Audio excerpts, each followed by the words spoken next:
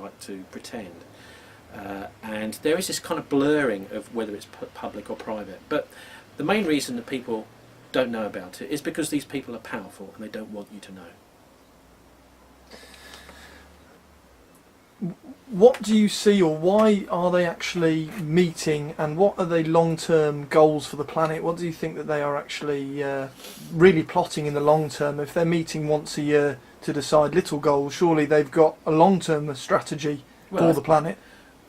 Yes, quite probably. I mean, they're not letting us into that secret, but it's quite clear they're about acquiring wealth. The whole organisation is set up to acquire more and more wealth.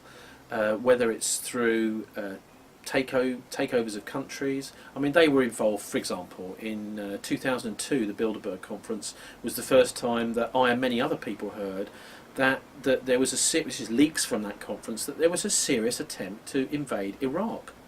This leaked out of that conference. This is one of the things that's actually it's quite easy to get leaks from these conferences by talking, for example, to the hotel staff, because a lot of the people who are serving them, I mean, don't necessarily agree with what's going on in their hotel, and they're quite prepared to have a quiet chat to a journalist if they can be bothered to ask.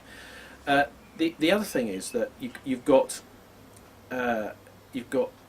people who are now involved in diplomatic services around Europe and in other parts of the world who are leaking material to do with the Bilderbergs.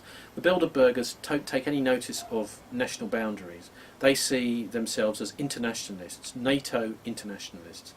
And so they do end up sometimes rubbing up the wrong way people from embassies. And so we've seen sometimes embassies leaking material onto the internet, and much to the annoyance of the Bilderbergs. And so there are all sorts of ways that this information does come out.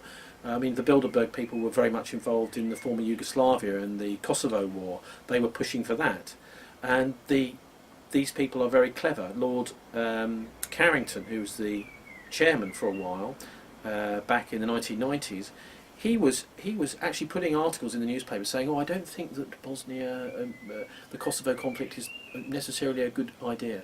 But of course, he was part of a Bilderberg meeting where these kinds of policies were pushed through. I mean, they'll say that we don't push through the policies there. No, but what they do is they find the politicians who are on are on side, and they make sure those politicians make it into their positions. I mean, this is another thing that the Bilderbergers are up to, is they are basically interviewing potential leaders of countries. Say, for example, opposition, when Tony Blair was in opposition, leader of the Labour Party in opposition back in the early 1990s, he came along to the Bilderberg conference, they liked him, and the next year John Smith had died, and Tony Blair was made the leader of the Labour Party, leader of the opposition in Britain.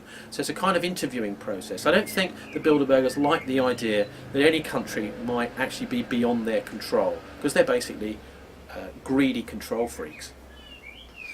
What would you suggest to people who are watching this to check out what you're saying is true? How would you suggest for them to do that? And what can, after they find out what you're saying is true, how can they actually do something about it? Well, one of the best papers that's ever been written on the Bilderbergs was written back in the early 90s by Mike Peters. Mike's retired now, but he's a professor of sociology at Leeds Metropolitan University. It's an academic paper. It's about something like 7 or 8, 9, 10 pages, but it's all fully referenced, and it explains what Bilderberg is. He's going back really to the origins of it, gives quotes and examples of how Bilderberg has deeply affected policy, particularly with regard to the development of the European Union and the Euro, and the project for European unification. In fact, his paper is called Bilderberg and the Project for European Unification. So that's a really good academic, a very readable academic paper on the subject, as well as increasingly we're seeing some of the press around the world, like WorldNet Daily, The Guardian and other newspapers, actually starting to cover Bilderberg seriously. For years and years, I think there was a lot of the journalists and editors in some of the more independent-minded